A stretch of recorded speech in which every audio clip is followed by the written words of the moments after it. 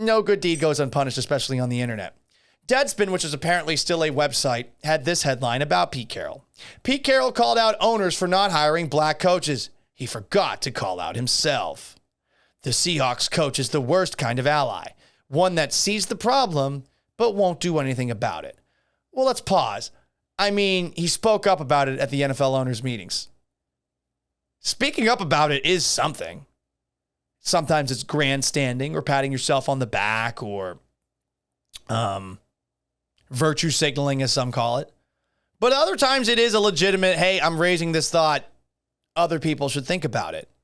When Dr. Martin Luther King wrote about his frustrations with the white moderate when he was sitting in that Birmingham jail, he was talking about Pete Carroll.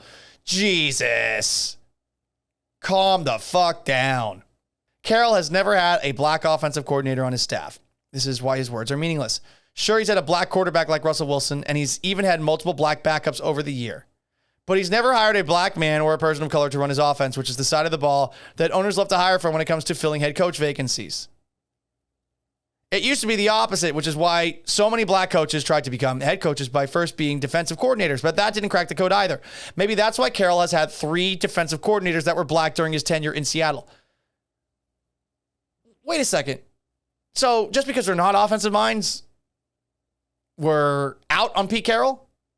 I feel like we're trying too hard here, and this is the internet in a nutshell. What Pete did maybe is inconsistent with some things in the past, because this article goes on to say, well, he talks about giving Colin Kaepernick a chance, and he's never given Colin Kaepernick a chance. Well, Colin Kaepernick might not be good anymore, and it's been 6 fucking years. Maybe we can move on. I'm just wondering why we have to go all in on somebody when they do something that I think is a good step forward to bring up a point to owners that other NFL coaches maybe aren't as comfortable making. Pete Carroll's established. He has had a very successful career. I think he's fine walking away. But he's a repeat offender, and he's the worst messenger for this message? Why is he? He's actually willing to say these things. What other NFL coach actually speaks up on things like this? I'm not saying he's a hero, and he's definitely been inconsistent with things over the past. I'm sure you can point at Drew Lock and Jacob Eason and Geno Smith in the quarterback room as reasons as to why Pete Carroll maybe should give Colin Kaepernick a chance. But it's just fucking annoying that this article turns into an attack on Pete Carroll. I think it's totally unfair. Finishes saying, this surface level wokeness that some white people have adopted and the convenience around their awakening to systemic racism and white supremacy since the happenings of George Floyd in 2020 far too often feel opportunistic. Well, what's the opportunity here? What is Pete Carroll gaining by doing this? This was supposed to take place in a closed meeting, right? It was leaked out afterwards, as it's proof that many of them were always blatantly aware of the privileges they've inherited and the involvement that they and the people around them played in it.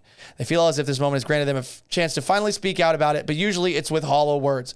Words are words still. Are they all hollow? Fuck, man. If Pete Carroll really wanted to do things, change things for black coaches, or Colin Kaepernick, which was spelled wrong in this article, he would have done it already, but he hasn't. And that's not my opinion. It's a fact that Carroll has proven by his inaction. Like, just fuck off. Some of these people, you're looking for something to get outraged about, and it's not always there. I would rather have someone point out ideas as to how maybe someone like Pete Carroll could have gone further here, instead of saying, like, Pete Carroll's full of shit. That's what this article basically is in a nutshell.